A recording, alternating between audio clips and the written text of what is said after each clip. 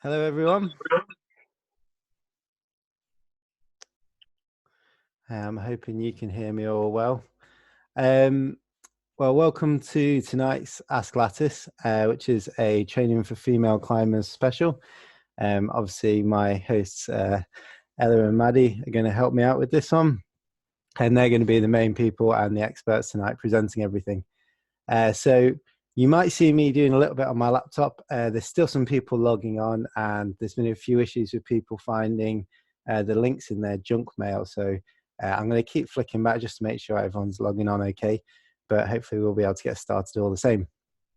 Great, so let's get started. A couple of things that we need to go through first are just how to use Zoom if you haven't used this before, and how to interact today in tonight's webinar session. So a couple of features we want you to know is one, we can't see you and we can't hear you at any point unless we are going to give you that right to do so. So we have a list of panelists and you'll be able to see us the whole time, and we can see you as attendees. So if you want to communicate with us anyway, you've got two options. One is there's a chat box. So there's a little chat box at the bottom. What we want to try and do is keep this for technical issues or general comments. So you can send that to the panelists, which is us three, or you can send it to everyone. What we want to try and do is make sure that's just being stuck for those technical issues. If you're struggling to hear us at all, or if there's any problems going on with the webinar, please type out in that, or just general comments. The main way we want you to interact with us tonight is using that Q&A box at the bottom. So that's asking questions that we can get to throughout tonight's session. So what's going to happen is I'm going to be introducing each part of the topics, and then I'm going to let the experts here discuss that. They've got loads of prepared stuff for us. And then I'm going to be the sort of time master on this one and try and make sure that we stick to a reasonable schedule, because I know these two are pretty psyched on this subject. So we could go on for hours and hours, but I'm going to try and be relatively strict on this and make sure we're going to get through all the topics. After we've gone through the topics and they've had a bit of a conversation, we're going to open this up for any questions that you want to have. However, we're going to try and get through as many questions as we can, but start asking them as we're talking. It's not going to make any noise or pop up, so you can start typing those in. I'm going to collate them so that the other two can just talk and focus on the topics they're going to go through, and then I'll direct questions to each of them as we go through a section after each topic. Great. So in terms of a few extra things is tonight we are recording this, and this might be released for several people that have bought tickets and yourselves afterwards. So if you have any issues with that, please just let us know. The questions that you type in can be done anonymously, and they don't come up on the recording as well. So if you have any issues with that, just send me a message or to all panelists in that chat box. But generally, all of your questions and queries will be stayed private anyway. Great. Are you two ready to get started? Yeah. Sweet. Yeah, definitely. So one little note, we do know that Maddie's had a few video issues on her laptop. So if there's any slight delays, then we'll definitely step in and just take a quick pause to sort that out. But fingers crossed, it should be all nice and smooth.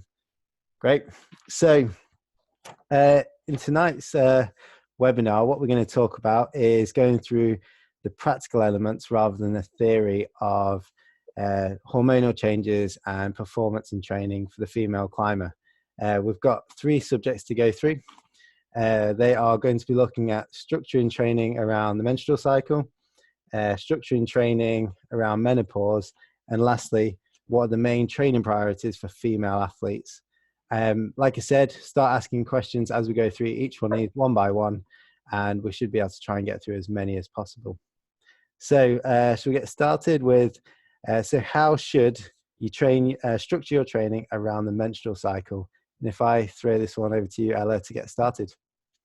Yeah, delighted to kick off, and just want to say I think Maddie's the same. We're both really excited about this. I think the climbing community is special in the sense that our voice is definitely heard in relation to looking at the female athlete and how we can optimize our training and our climbing. So we've been overwhelmed by the response that we've had to this, and we are really appreciative that you're also interested, because the kind of questions that we have are really helpful to us in being able to tailor this session to you.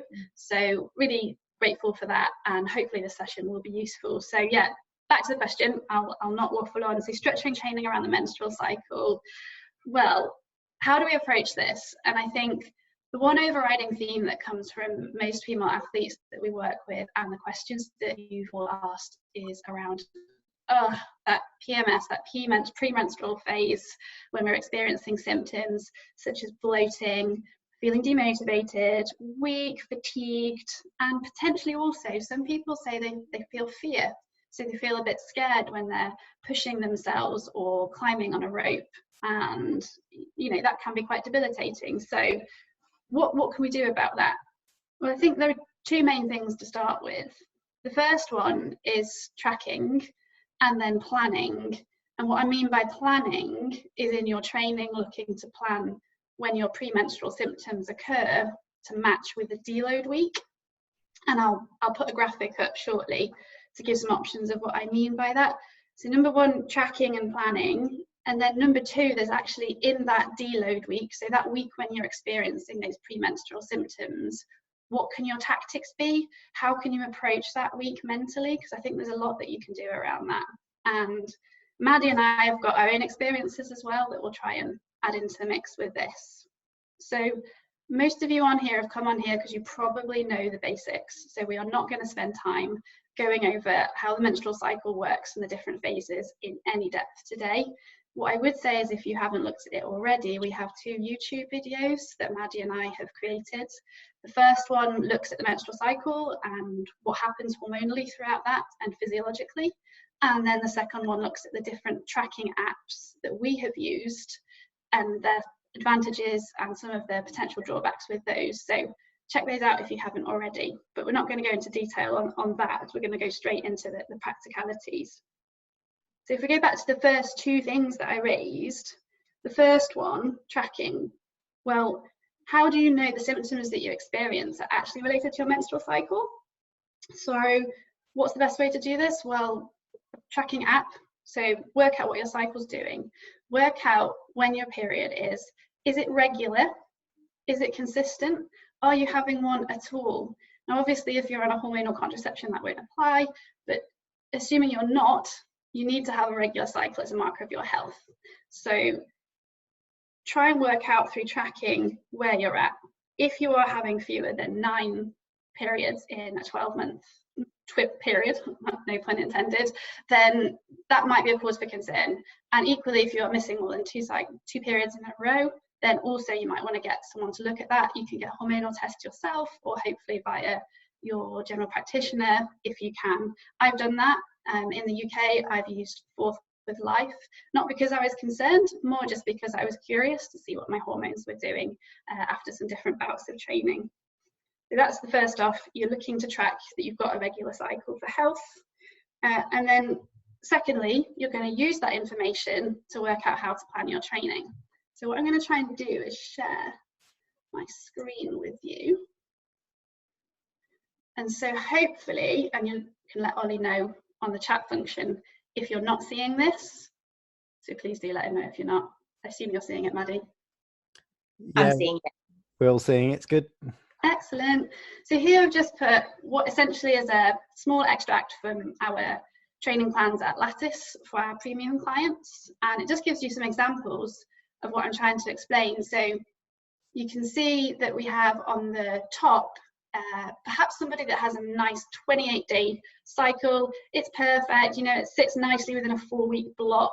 So it's really easy to just plan in 3 weeks of training, what we would call base training, and then 1 week where you would have a deload. So that would hopefully coincide with when you experience your premenstrual symptoms, and that can carry on, and that's quite easy to plan around. But we're not all machines and robots, and we differ. Sometimes my luteal phase is quite short if I've had a really heavy training bout and I maybe overdone it a little bit.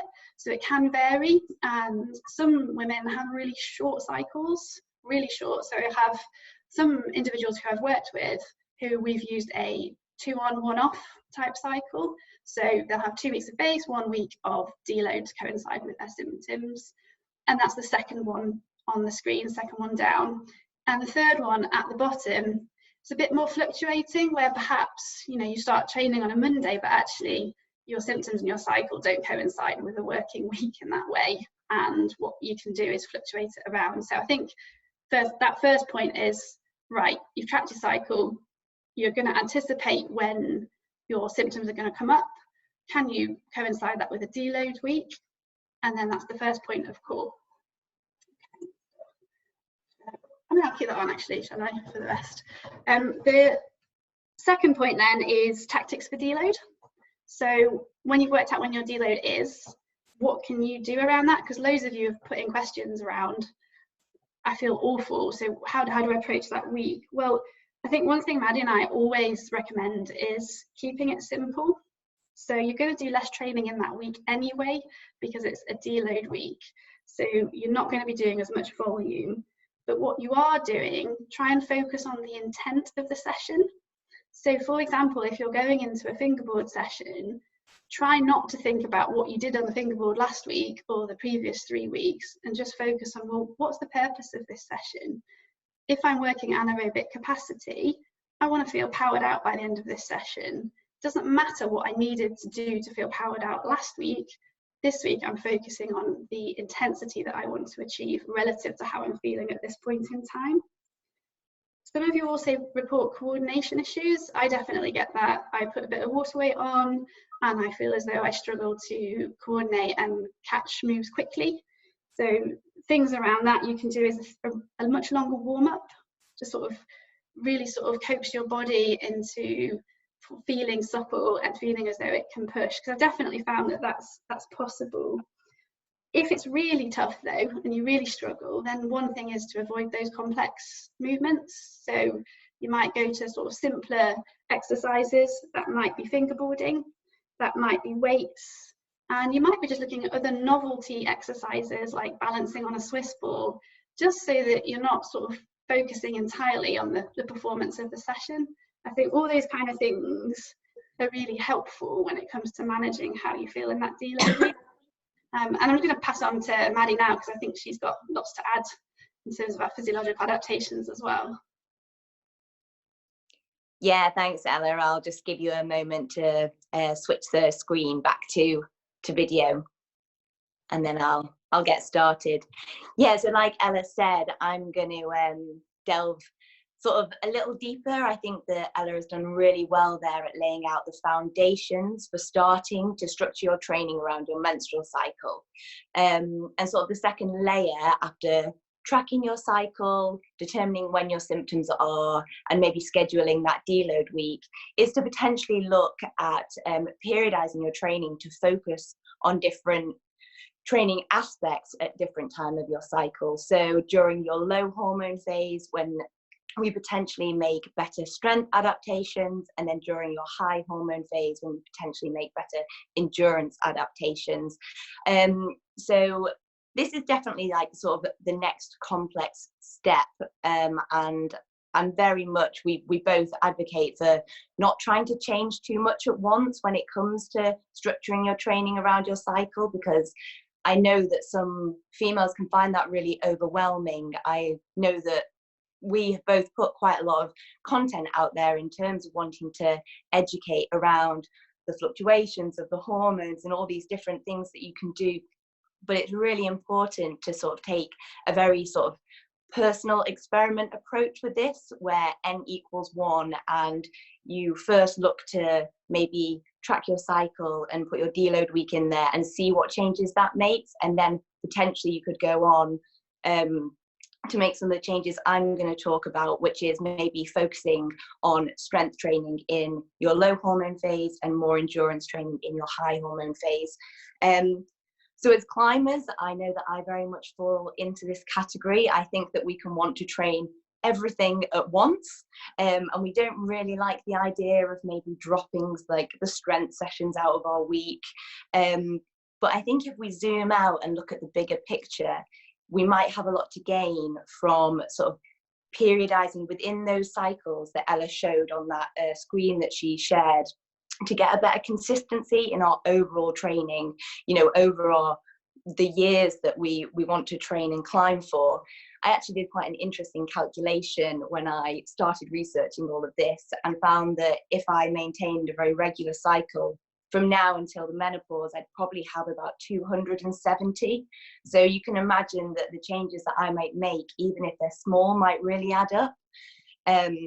So most of the research in this area is around the distribution of strength training sessions between the low and high hormone phase. And from that research, where they found better adaptations when there's been sort of more focus on strength training in the low hormone phase, has led to this approach that they've termed build and maintain. So what does this mean? This means that when you look at your cycle and you start to overlay it with your training weeks, you maybe look in your low hormone phase to focus on strength training. And that in climbing could be anything from bouldering to max hang fingerboarding to max strength conditioning, maybe pull-ups. What this doesn't mean is, it doesn't mean that you can't strength train in your high hormone phase. What I mean by prioritize strength is that maybe you just do more sessions in that low hormone phase and fewer, you drop it to a maintenance level in your high hormone phase.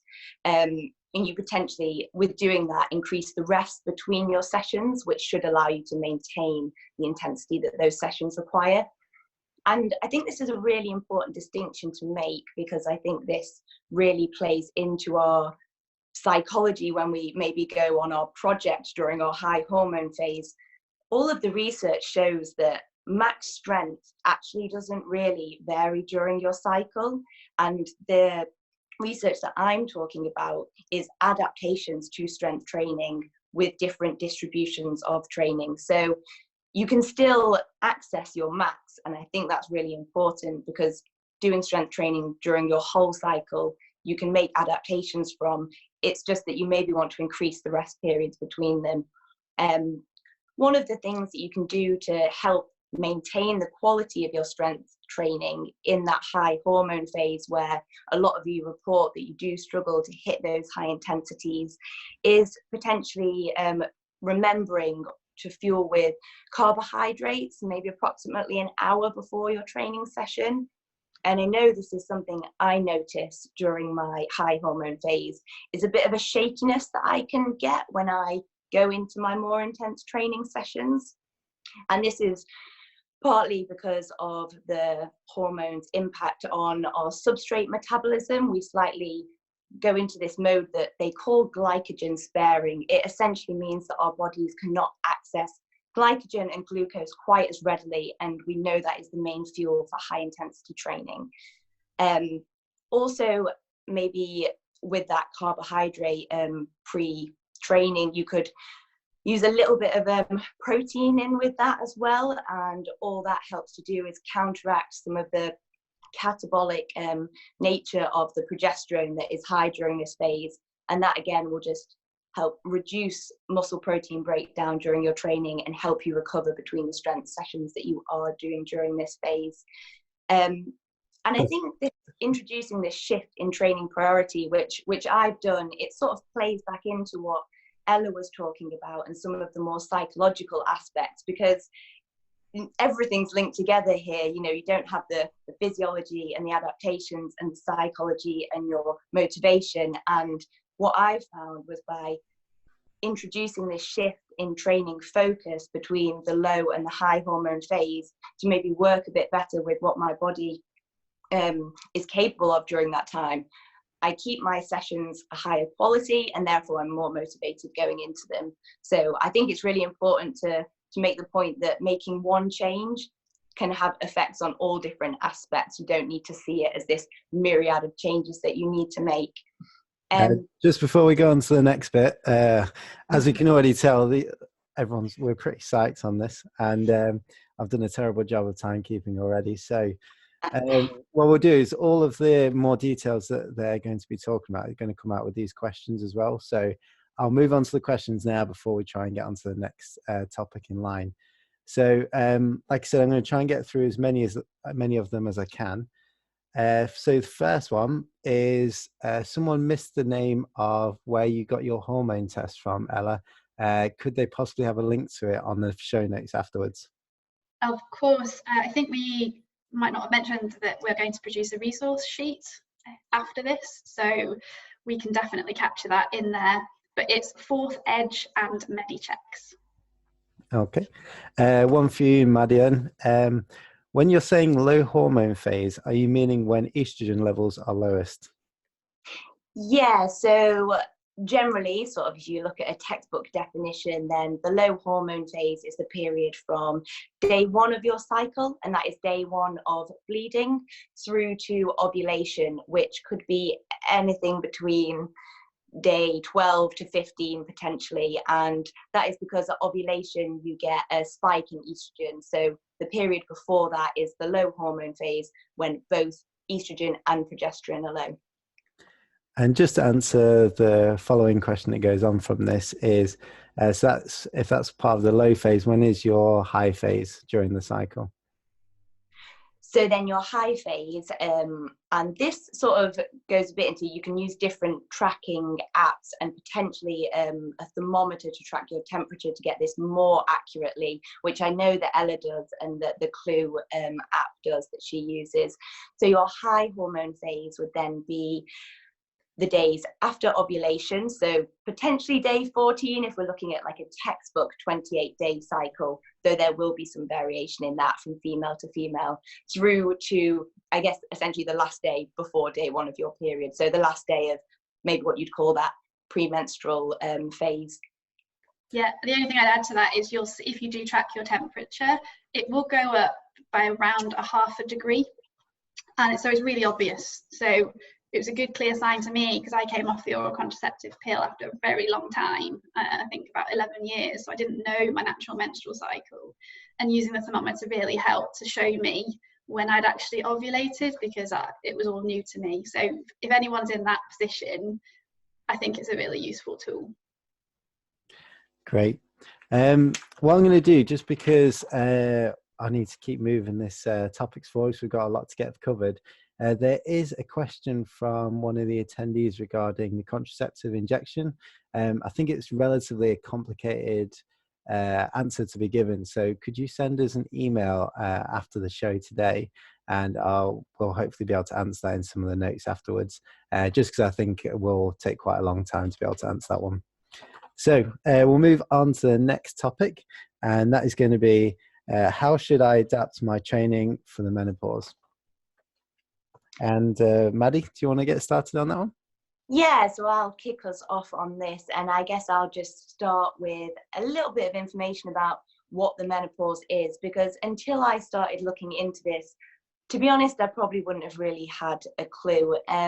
So the average age for the menopause is around 51 or 52, and essentially that is the point at which you've gone for 12 months without any period, and the time leading up to that point is actually termed the perimenopause, and this can go on for anything up to 10 years and essentially marks the end of our reproductive life. And what occurs during this phase in our life is that our estrogen and progesterone levels really start to drop, and with that come a whole host of changes and symptoms.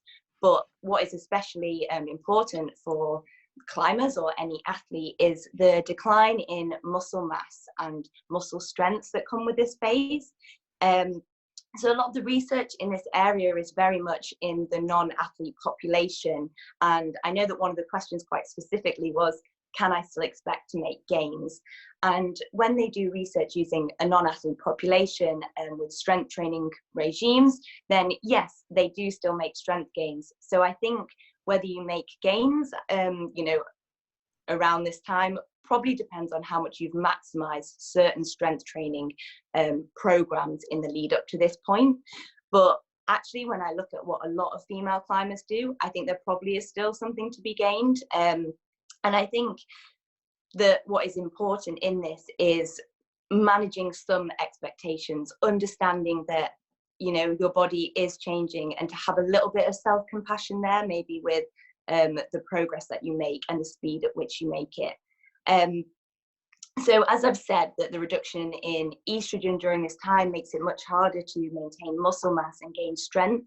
So I think it's a really useful time to shift or start to introduce some quite basic weight training, as this is a really good way of targeting specific muscles, and you can use intensities that work at a sort of hypertrophy intensity through to a strength intensity. And I think it's really important to focus on those quite high intensity ranges to get the sort of muscle mass and strength gains.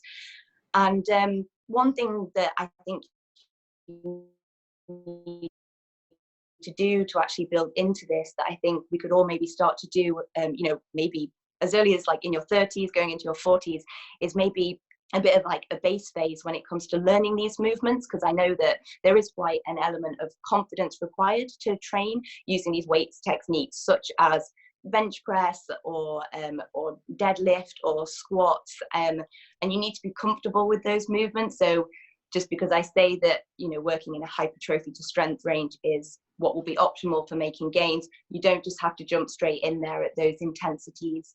And I think that it's important to recognize that because you will need longer to recover from these, it might mean shifting away from climbing-based training a little bit. But from the females that I work with that are in this age range, I know that what they do have is a wealth of climbing experience, really good at moving efficiently, really good tactics when applying it to, going out on their projects. So I guess it's maybe a time when you can undergo a shift there away from more of the climbing movement-based training and really try and target certain muscle groups to maintain muscle and strength. And just one thing that I know or could work is that as we age, our eccentric strength, so the strength in the sort of lengthening of the muscles, so if you imagine being on a pull-up bar and lowering yourself, the strength decline in that movement range doesn't decline as rapidly as our concentric, like our pulling movement. So a way to potentially push into a new sort of loading, if you're wanting to push your stimulus a bit, like potentially add some more weight to your pull-up, then you could look at working in that eccentric range of movement and initially. So that's the sort of some of the strength and like training program changes that you could make. But there are obviously a lot of other changes that go on during this period in your life that will also impact your climbing and training. So Ella, do you want to jump in there and give us a bit of detail on those? Yeah, for sure. So in terms of some other considerations that it might be worth taking into account, many of these I would say equally apply generally irrespective of age, but they become even more pronounced and important when you are in that perimenopausal period. One thing I would say as well that I think I read for the first time last year is that from age 30 onwards, I think you lose about 10% of muscle mass per decade as a woman, which is significant. So I think basically to emphasize Maddie's point, we do want to generate muscle mass and strength. And I'm not saying muscle mass in an Arnold Schwarzenegger kind of way. I'm just saying it in a preparing for later in our lives when we know straight away that we're going to be losing muscle mass. I think it's good to be ahead of the curve on that. So other considerations as well, in particular, some around nutrition and sleep, essentially, which are all geared around preserving muscle mass and also bone density, because they are the two things that get affected by the decline in estrogen as you go through perimenopause and then into menopause. So one thing in particular is protein intake needs to be considerably higher for women in that menopause phase, and in particular it's the quality of that protein that matters. So from the research that we both read, it's looking at leucine. I never quite know how to pronounce it, but leucine is one of the key components of a protein. You can get it in loads of whole foods such as chicken, beef, pork, tuna, tofu for vegans, and canned beans and eggs. So you can get it in whole foods, but you can also get it in protein powder as well. And when you're looking at how much per day, you're looking at the upper end of what you would normally suggest for an athletic individual. So perhaps in that 2 grams per kilo of body weight range, and then nutrient timing as well. So making sure, and this is the same for all of us as athletes, making sure that before we train that we get, oh, someone's just corrected me and said leucine, thank you. That was really helpful. Making sure that we get that before our training with some carbohydrates as well, and then as soon as we've finished training. In addition, hydration is even more important, and thinking about it when you're in that phase, because the research tells us that we lose our reliable thirst sensation because of the decline in estrogen. So being mindful of the fact that you don't want to get dehydrated, because that feeds into injury risk as well. And we also have an increased urine output. So again, that's another symptom of declining estrogen. Sleep quality. We all know that sleep duration and its quality is really, really important for our recovery. Might be a bit more of a struggle as your estrogen declines. So some supplements that may be of benefit. I'm not going to say there's resounding scientific evidence that says it definitely will help, but these are relatively inexpensive things you can try. I've been trying them. Anecdotally, I think magnesium works. I'm being told to hurry up. And tart cherry juice as well, and a cool room. So that could help with sleep if you're struggling and you're having a symptom of hot flushes, for example. Also, a couple of other supplements recommended for muscle mass and bone density are vitamin D and calcium. Obviously, they will be complemented by the resistance training that Maddie has recommended. And then obviously there's reducing injury risk in this period as well. Now, I don't know whether we've got time for Maddie to cover that. I think we have got a lot of questions coming in. So okay, we'll cover injury risk in the questions. Let's hear some of them. Yeah. Okay, we'll start going through and then we'll see if we've got time at the end. So maybe one for you then, Maddie, since you're about to go. How strong is the role of progesterone compared to estrogen in general in and after menopause? So estrogen and progesterone both have quite different actions in the body. Some people almost even describe them as opposing, which is part of what makes us females so different in the symptoms that we do experience throughout any hormonal fluctuations in our lives. And estrogen is very much the hormone that's linked with our sort of strength building. There's a lot of receptors for estrogen in our muscles and our tendons and ligaments. This is what leads to sort of changes in ligament laxity and strength development and muscle quality. And so it's the declining estrogen in that sense during the menopause that really impacts our sort of muscle quality and strength development, and also our bones. But both progesterone and estrogen affect water balance, and what Ella just referred to there with our loss of sort of thirst sensation. That's both estrogen and progesterone impact that, because they work to maintain water balance in the body. And so when these both decline, there's like a bit of an upset there. We don't retain as much water, so we urinate more frequently. And also progesterone is what sort of tells our body, like in our blood vessels, it's something that tells us about the pressure there. So obviously when you have a greater amount of fluid in your body, the progesterone is what sort of works to maintain a homeostasis there in terms of excreting water. And both progesterone and estrogen play a part in our psychology and sort of cognition. I know a lot of females going through the menopause report a sort of a brain fog, and also obviously a change in mood and motivation. And I think that is where sort of looking to make adaptations to your climbing and training to have it still be something you're really motivated for, and to get the physical exercise from it, which is obviously really good for mood, can be really important. I hope that answers that. Yeah, I think that was good.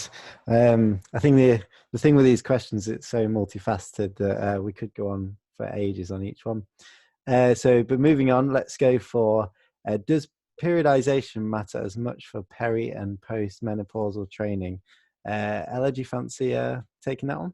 Yeah, sure. And it's a really good question. I think I'll deal with postmenopausal first. I think some of you may know that once you've gone through the menopause, your estrogen and progesterone levels are the same as a man. And then your testosterone levels obviously are lower than the male counterpart would be.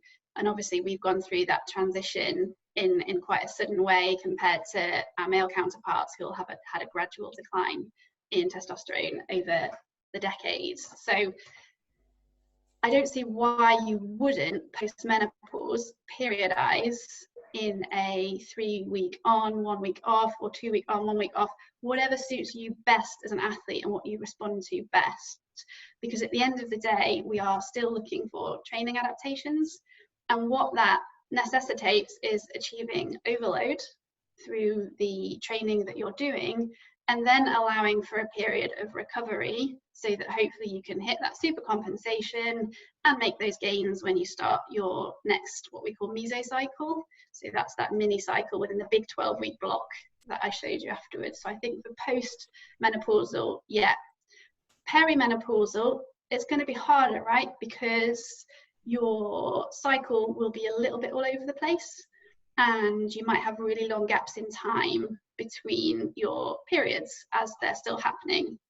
So I think that would need to be managed on a much closer real-time basis, because I think it would be harder to put in a certain model of periodization into your training, because it's going to fluctuate depending on what's happening in your cycle. So I think that will require a little bit more attention to what's going on, but still monitoring where you're at. So I think, again, same principle of we're still trying to achieve overload and we're still trying to give you recovery, but then at the same time being mindful of where you are, what your cycle's doing. If it's a bit erratic all over the place, it might need a little bit more let's close sort of week by week looking at it, and taking it from there. Maddie might have a different thought as well, but I think that would be my reaction.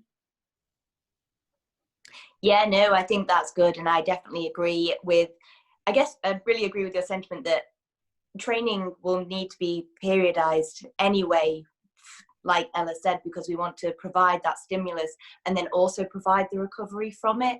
And then one thing through that menopause time is that you actually, one of the things that could work really well in terms of like spreading out your higher intensity training to allow for that longer recovery that you're now going to need with your decreasing estrogen levels, is to maybe take what you might have done in sort of a 7-week period and maybe a 7-day period, and sort of expand that out a bit more to about a 10-day period, and maybe treat that as your training week. And then you allow yourself a bit more recovery between those high intensity days in which you can do more mobility work or lower intensity work that doesn't require the recovery. And then so you would still be periodizing maybe on a sort of 3-week on, 1 week off scenario, but your week will actually be a much longer window to allow you to get that training in. And the only thing I would add is that exercise, you know, the research tells us that exercise does help with symptoms such as hot flushes. So this is not to say that we'd advocate as soon as you have really bad symptoms during perimenopause to just completely take your foot off the pedal with any form of exercise. I think I'd strongly advocate continuing to train throughout that period, because I think it will actually help with those symptoms as well. So we're getting another 2 quick ones. One to carry on along the lines of that practical sense of training is, with strength training leading into the menopause, the build up to menopause, is it about targeting all the muscles or just climbing specific ones? And how would you fit that into your climbing week? So Maddie, I know you spoke about hypertrophy. So are we looking at the entire body or just climbing specific movements? So I guess I'd just start by saying, with any strength training, especially if you're starting and you're quite new to this, I wouldn't look to target all your muscles at the same time, because the systemic fatigue that you get from that sort of training is really high. And obviously, as I've said, when you are sort of starting to feel that decline in hormones, maybe entering perimenopause, you do need to really monitor your recovery. So I think what I would look to sort of do is maybe target some climbing muscles and some more stability muscles, and potentially you can do that based on your strengths or weaknesses in climbing, which you could do through sort of video analysis of yourself, or maybe get a coach to look at you climbing, and then maybe target like 1 or 2 muscle groups. Start with the sort of hypertrophy or the weight training around that, and see how your body handles that in terms of recovery, especially if you're still doing it, which you probably will be, alongside some climbing training, because I think it's really important probably to get the balance right there. And so maybe introducing 2 strength based sessions a week, maybe targeting the biceps and maybe targeting a rack pull, so maybe just that upper part of a deadlift. So you could take those 2, start with your hypertrophy training, and then I guess the really important thing to do is to monitor your recovery between sessions. Make sure that you're managing the progressive loading that you've set out for yourself. Essentially make sure that you are improving with the weights, because that is what will tell you whether what you're doing is working. Cool. So I'll just answer quickly one more question, which is someone's asked how we integrate the female cycle into sort of any of the Lattice plans. This is something we are looking into more and more, and particularly the premium level plans. Maddie and Ella are educating the rest of the team, myself and the other coaches, on how to accommodate this as best as we can. We are trying to build it in more and more, and it's something we're going to look into across all the services, including the assessments. But at the moment, it's the premium plans that, again, most of the attention in terms of structuring training around the female cycle. Cool. So we'll get on to the third and last topic.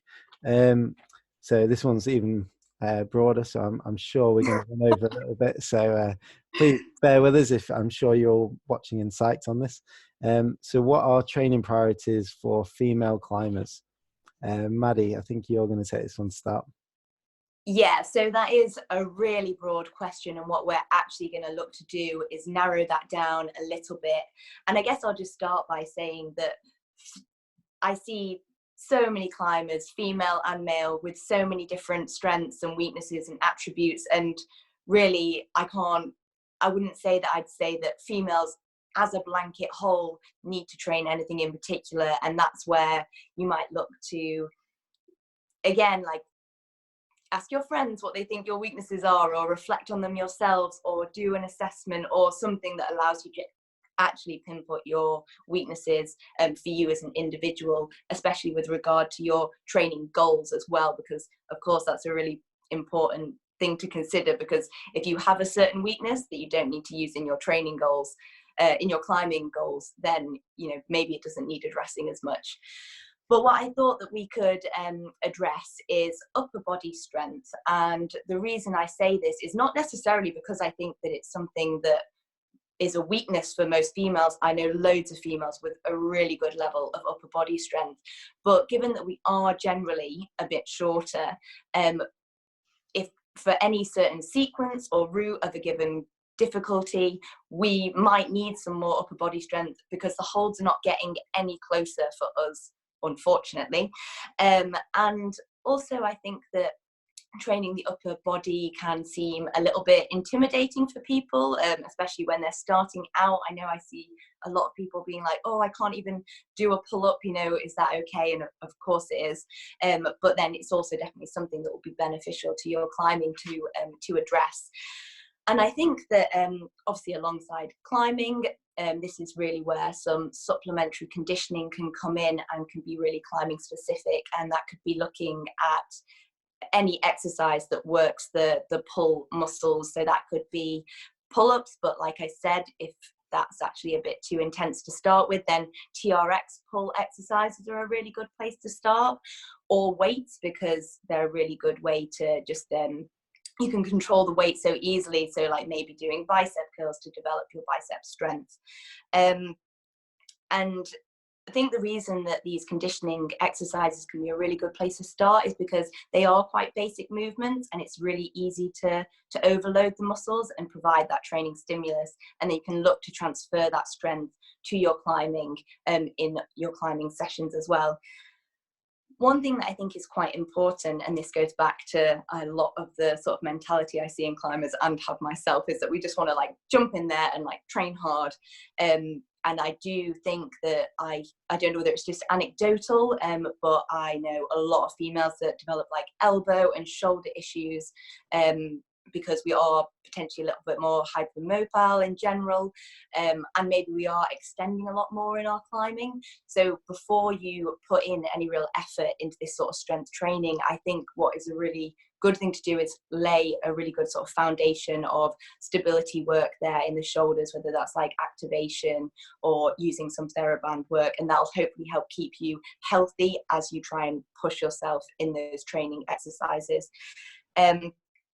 One thing I think that can be really good to do, and that I think is often neglected when we think to try and develop our upper body strength to make bigger moves, is also remembering to work our triceps. So not just pull-based sessions to do maybe like narrow press-ups, or you can also lots of exercises using weights or a TRX to really focus on that. And that is what then will give us that push down when we start looking to do maybe cruxes for ourselves that have those big moves in.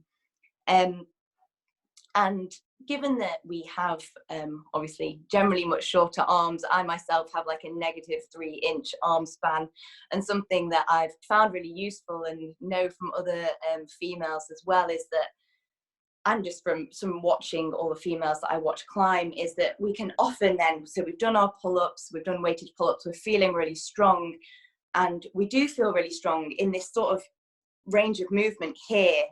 We're really happy here, and actually, unfortunately, maybe the holds are sort of out here. So I think making sure that you really vary your grip in your pull-ups, whether that's on a pull-up bar doing wide pull-ups, or if wide pull-ups on a pull-up bar are too hard, then a TRX sort of W position. Yeah, really just making sure you sort of force yourself out into those more extended positions that you will likely come into contact with on the rock. Just sort of like something that I think is quite interesting to touch on when we're looking at training the upper body as a female athlete is body image, and this fear of sort of maybe developing loads of muscle on your upper body because it's not deemed feminine in society. I know that there's a lot of like people who maybe don't go in and do this training because they're sort of worried about the impact it'll have on their physique. And I think this is a really interesting topic, and not as something that I have struggled with myself, and my body has changed through training for climbing. But I think what really helps here is to try and shift our focus onto the function of our bodies and an appreciation of what they can achieve rather than just what they look like. And we can do that in a number of ways, and one of those is obviously as well through how we interpret all the images that we see sorry, online now, and maybe just being aware of any impact that certain images have on us, maybe of people that you deem particularly thin, maybe with some sort of physique that seems unrealistic for you to attain. And that doesn't mean wiping those pictures out of your life. I think it just means interpreting them in a different way and really focusing on the sort of performance aspect of it rather than the aesthetic. And I think Ollie has actually said this, like if it was that easy to put on muscle, every guy and girl in the gym would be completely ripped. When you see people out there with a lot of muscle, that they have really put in a lot of work to get there, and that is why in our training plans, or if you are looking to periodize your training, I know that I really focus that on the hypertrophy when we were talking about the menopause, but for anyone of a younger age than that, hypertrophy would maybe be a part of your training, but then you would move on to like more strength-based intensity. So that's when we look at really high intensity work where the adaptations are more neurological and you won't actually be putting on that much muscle mass. So essentially, like, you really have to put in quite a lot of work to put on that much muscle mass. So I've sort of like looked a little bit at the off the wall training that you can do to develop your upper body strength, but of course we want to be able to transfer this to our climbing, and so I think Ella's going to give us a few ideas on how we can do that. Yeah, if Ollie lets me. Yes, I got the green light. Okay, so we're all climbers on this course, so we want to utilize any strength gains that we make on the wall, whether that's indoors or outdoors, on boulders or on routes. So when it comes to training, yes, we might be doing some what we call directed exercise, but also specificity of our training sessions is really important. And the types of sessions I am talking about when we are looking at developing upper body strength, and as Maddie said, in those wide positions, is getting on those steep boards and those steep routes. And when we're outside, if we have a tendency potentially to avoid that kind of angle or terrain, then actually making a concerted effort to get on it, because we will be using those bigger muscle groups, and that will be helping to complement the directed exercise that we do as well, and it means we'll be confident moving in that terrain. Also, I think it's possible on a steep board to veer towards the more fingery holds, so I think being really mindful of what boulder problems are you using, for example, in a training session. Are you using the ones where you can crimp up, or they're quite small holds? If you have a tendency to do that, I know I certainly used to, mine was pockets. I'm trying to focus on pinches, for example, which were really active grip types, and do end up using a lot of your bigger muscle groups as well, or slopers, or really looking for those wide moves that get you uncomfortable and out of a range that you're not normally used to. And the way to incorporate that, I think, is a good way, is to make a note in your training plan of, okay, this bouldering session, I'm going to spend 20 minutes on explosive moves, or moves where my feet cut off and I have to hold a position or hold a really wide position, or bumping. So you might go to a hold and then you're bumping and bumping and trying to be really explosive in that movement. And then you might spend another 20 minutes, so the following 20 minutes, deliberately choosing moves that put you in that wide zone that you're not comfortable with. Some of you probably have got access to a moon board. If not, you might have access to a board that is on the stoked or stocked. I'm having a pronunciation issue again. I'm not quite sure what you say for it. But the moon board has an app, and then stocked is a really good way if you have a home board or you have a board at a wall, of logging problems on that. And you can flick through those problems and you can search out problems you wouldn't normally go for. I know I've done it. I look through the Moon app sometimes and I go, oh, I'm not going to be able to do that problem. I'm not going to try it. And actually it's being really aware of, actually, no, the whole purpose of this session is building up a body strength. And I want to be working those wide positions, because otherwise I'm not going to develop in that range. So I think that's a really good tactic as well. And I think one of the questions that came out from people was, how do I manage being in a group of male counterparts who are stronger than me? You know, how do I manage that environment?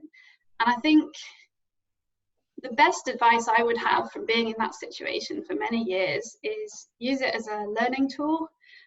You know, perhaps they might be stronger than you or be able to pull moves in a different way to you.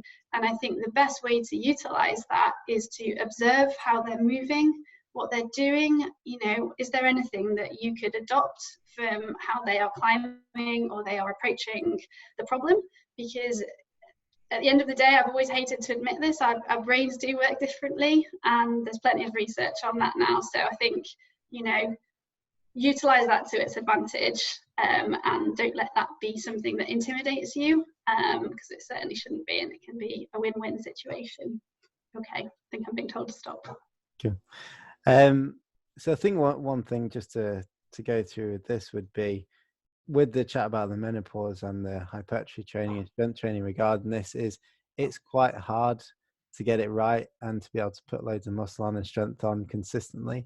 And I think through these discussions and a lot of your questions coming in regarding resources around this is about yes, you might put on a bit of weight or strength in the first instance, but to do that progressively for a long period of time is quite a hard way to optimize and a hard thing to achieve. So it's not something to worry about that's just going to happen without your control. A lot of it is controllable, and that's why having expert coaches like these two working around your cycles makes such a difference with that. So on to the questions along those lines, which made me think of it was, would you two be able to provide the hypertrophy and strength training resources or some examples with the resource we're going to send out after today? Yeah, of course. I'll make a note of that. Cool. If anyone's got anything in particular, is this on the wall or off the wall? Because we could include a few of both, and we can also point you in the direction of some of our resources that are online, such as on the Crimped app. So another example going through this would be, in terms of spending time on steeper terrain and strength training off the wall, what sort of ratio would you spend doing that compared to normal training if you're a route climber? So Ellie, you mentioned doing those exercises on the wall. What sort of relationship are you using between that and route climbing? Well, I think it really depends on what phase of your training you're in. So if, for example, you're starting to introduce weights, and as Maddie pointed out earlier, if you need a bit of a learning phase to get used to those exercises and adapt to the stimulus, you might find, for example, for your first sort of plan, maybe 12 weeks, your base phase, you sort of had the summer, you've had your trips, and you're going back into sort of dark nights and going to the climbing wall when we're allowed to. And you sort of getting back into that training mode again. You might see the balance be a little bit, you know, I always like to make sure that climbing is still dominant in the training in the week, but you might still see a shift where the weights training and the directed exercise you do takes more of a role in that initial part of your training, where you're in that hypertrophy phase, because you're going to need to get that little bit of volume in that work that you're doing to build that muscle. And then as you get closer towards where you might want to peak, so if you are a route climber and a sport climber, let's say, for example, you want to go to Spain and endurance is what you're training for, then we're going to have to make sure that we get your aerobic and anaerobic energy systems prepared for that. So, you know, in a secondary sort of part of the phase, we might start to build in more of that kind of work, and you might see your directed exercise, you know, reduced down to a third, 25% of your week if I have to put a figure on it. And then if you are, you know, in the 12 weeks before your trip and we're really working that high end power endurance, aerobic power type work, then we'll probably drop it off entirely or have it very minimal and it's very high intensity. So you're working at that max strength, and we might be bringing in some power element to it as well, so it becomes quite explosive. So in a perfect world where you told me I had all that time to train you up to one trip, that's how I might approach it, but we're not perfect, and we have multiple trips throughout the year and we want to go away all of the time. So we're always just trying to find a compromise where we can try and build, well, create hypertrophy and build strength, but then also at the same time keep all the balls rolling in relation to your climbing. So I think it will always fluctuate depending on your trips and how far apart they are, etc. So that's my broad answer. It's one of those hard questions to answer, isn't it, where it's so individually based on the schedule of the person, but there's so many ways of manipulating it to work for you as a person once you get that basic information in. Sorry, Maddie. Oh, I was going to say, I guess just maybe coming at it, because I do think it's very individual, and maybe my sort of personal experience comes at it from a slightly different angle for a sport or route climber. And I also, you know, focus on routes and sport climbing in terms of how much time you want to give towards strength training, whether that's on the wall bouldering or some strength-based conditioning alongside it, might depend on whether it is a standout weakness for you. So it is for me. So I might choose to actually put a bit more time than normal into that sort of strength focused area, hard bouldering, focusing on wide moves, doing some strength-based conditioning, and actually only look to like go for a more maintenance level of the endurance stuff. And you know, maybe that can feel quite counterintuitive because you feel like you aren't training enough for your sport, for what you want to do, and you would still look, like Ella said, to go into really like you know, sort of style specific training in the lead up just before maybe a trip or a season on your project, you know, maybe incorporating more route climbing. But for your base phase, if strength is actually really holding you back, you might want to try just maintaining your endurance and giving it a bit more focus. Yeah, and just to illustrate the individuality of that, I think, Maddie, we're pretty opposite in that respect. I've spent many years bouldering and now latterly trying to get better at the endurance side. So for me, I think my priority and my shift of my training is more towards the endurance end. So it really does fluctuate depending on your training age and history and what you need to work out. Yeah, we still see Ella on the board though, so it's still a balance, isn't it? Can't stay away. So this is one thing regarding perception as well, is say in Maddie and Ella's case, they've both said what stands out as a weakness for them. But if you were to see, say, Maddie down the wall bouldering or Ella route climbing, you would say, oh, they're definitely strong or fit. But it's about what's compared to your other attributes. So Ella isn't as fit compared to her strength, and Maddie isn't as strong compared to her fitness. So as an absolute, they're probably both still really good in those areas. But once again, it's individual, and it's about assessing where you are just to make sure you know how that relationship works. So just to get through a few more questions, should you focus more on more compound strength movements if you're trying to build up power for bouldering, or is it better to do body weight campusing, etc.? Ella, do you want to go for this one? Yeah, I think that's a really good question. So I guess I'm just trying to break that question down, so I've got it up on the screen. I think so we go through the disciplines of bouldering, because I think this is one of those things, isn't it? If we were going for a comp boulder, what would be your thoughts behind that, or someone who boulders inside mostly? Yeah, for sure. So I think competition boulderers, you can see it with all the World Cup recordings, power and the ability to generate dynamic force through their legs is critical. So, you know, focusing on those compound strength movements with your weights, for example, you know, I experimented at one point with deadlifts as part of my warm-up, but not that heavy and not that maximal. And I actually found anecdotally for me, just a few of those for that recruitment was actually really helpful for my bouldering session where I was on that kind of terrain. So for sure, I think that can be helpful, but I'm not sure it's an either or, because I think we have a question of building up power for bouldering, compound strength movements, or is it better to do body weight campusing? And I think there's room for both, because, you know, you're working different things. And I think if your goal is to build power, because that's the discipline where that is really important and dominant, then you are going to be able to use a campus board to create power. You're going to be able to do explosive movements with body weight, and there's a considerable amount you can do with that. And then equally, you're going to be looking at the lower body, where your weights, for example, are going to be much more important and relevant as well. So, and I think the answer is both, if that's the discipline that you're interested in. If it's not as relevant, so if you're interested in 40-50 meter sport routes in Spain, for example, it's going to be less relevant, and you might do it when you're building up to a peak, just so that you have that snap and that recruitment, but the emphasis will be more towards endurance-based work.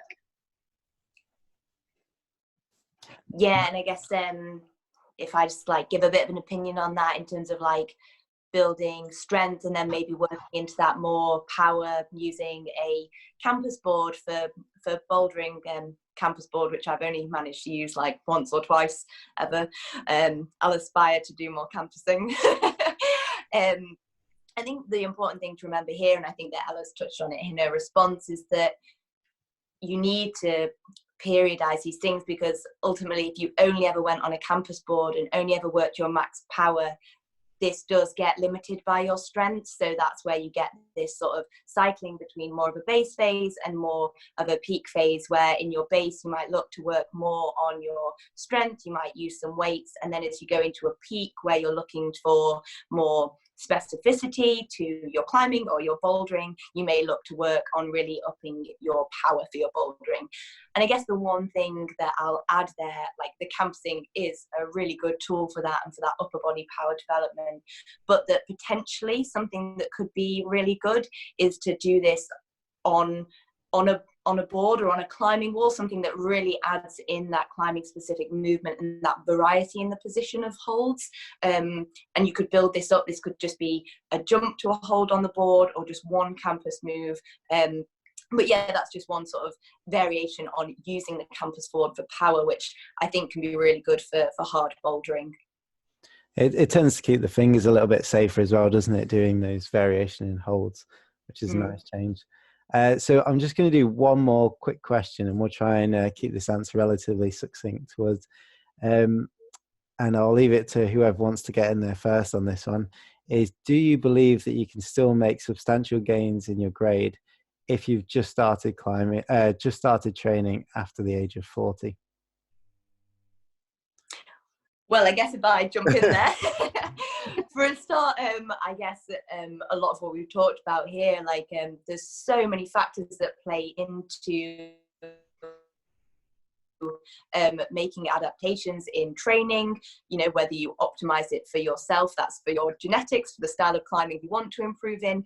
And so I think it's very hard, even anecdotally, to say like, yes, if you take any 40-year-old who's just started, can they progress in their training? But I think one of the amazing things about climbing is how multifaceted it is in terms of all the different factors that go into it and then go into progressing in it. So I do have some clients who have come into the sport at an older age, and they have only just started training. And I think one of the advantages that they have there is that when training is new to you, you often can make adaptations. Of course, for any 40-year-old, the adaptations they might have made if they'd started when they were 20 maybe would have looked different, but you don't know that. So I guess the answer is yes. I think if you're starting a new sport at this age and you really look into maximizing your qualities, whether they are physical or mental or tactical in climbing, then I think that making progressions is a very, you know, real goal that you can set. I think I would support that one as well, in the sense of, once again, even if you've been training before you're 40 and then you start training differently after that age, there's none of us have been particularly great at optimizing exactly what we need to do, and that takes a long time to learn. So that learning process will go on for a long period of time, whether you've been climbing or training before 40 or after. Yeah, I definitely hope so. Yeah, I hope so. And what I would also say is, if you're a person who hasn't also had much climbing experience either, so you're both trying to train and learn to climb at the same time, you will definitely, by virtue of getting out climbing, going on trips, getting the mileage under your belt, that will be of substantial benefit in addition to the training itself. So if you are 40 and starting to climb and train for the first time, then I would say spend a lot of your time climbing, because that will stand you in really good stead as well. Cool. So hopefully we've still got a few questions just to the side. What I'm going to do is just make a note of those now so that we can try and include those in some of the notes afterwards. Once again, we are going to put this online and we'll be sharing it with everyone who's attended, and we'll be sending out that resource. We'll try and get it out for next week. So hopefully everything will be in your email box. Please check your junk box. I think that seems to be an issue with Lattice training emails at the moment. So please check your junk box and it should be there next week. So thank you very much. Like I said, these two have put in a lot of work towards this topic, and I know there's a massive list of stuff they wanted to go through, and they will go through in future episodes. So please stay in touch with us and keep an eye out for more of these webinars coming up soon. And I guess from all of us, thank you very much, and we'll be in touch soon. Thanks very much. Thank you for listening. Thanks everyone.